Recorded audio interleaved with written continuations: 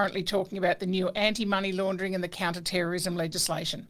So, according to the regulator for these issues, which is AUSTRAC, their online time frame states that they'll be releasing real estate agency-specific guidance by the end of January. Well, that's a couple of days away.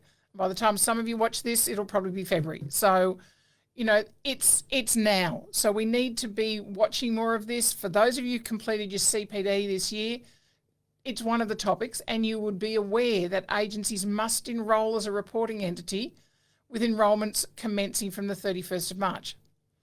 And most importantly, the most important date to remember after that is that anti-money laundering and counter-terrorism financing obligations commence for real estate agents on the 1st of July 2026. So you need to be ready.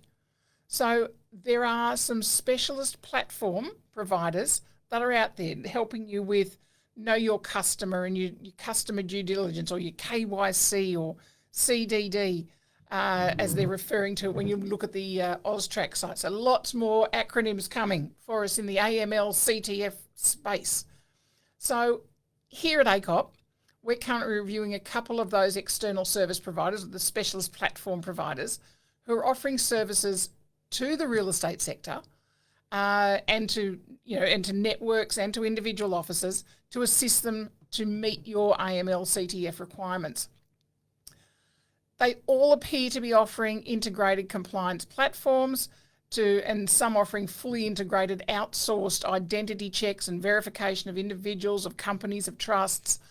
Once we get through the end of that, we'll provide more feedback of what we have learned about the processes and all of the services being offered there.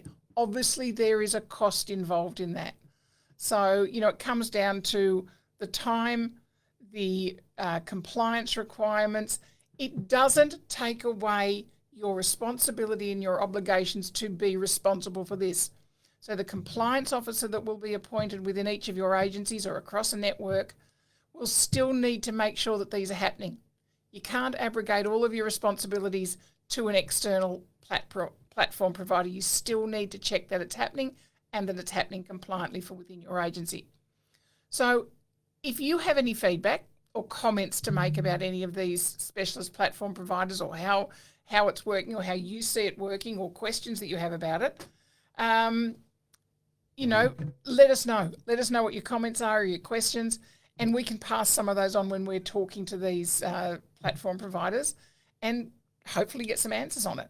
So most of these platforms are also offering ongoing training. So as you get a new staff member, there'll be some online training for them to complete, which will be a real positive move, because we kind of have a bit of a thing about training here. We think it's good, and it will be more specific. And as this sector and these requirements are better understood by our industry, that'll obviously it'll all get tweaked and get better at how we're doing that. So we have a significant responsibility here in terms of how we respond to this new legislation. It's a big deal for changes that are happening in 2026 in our industry.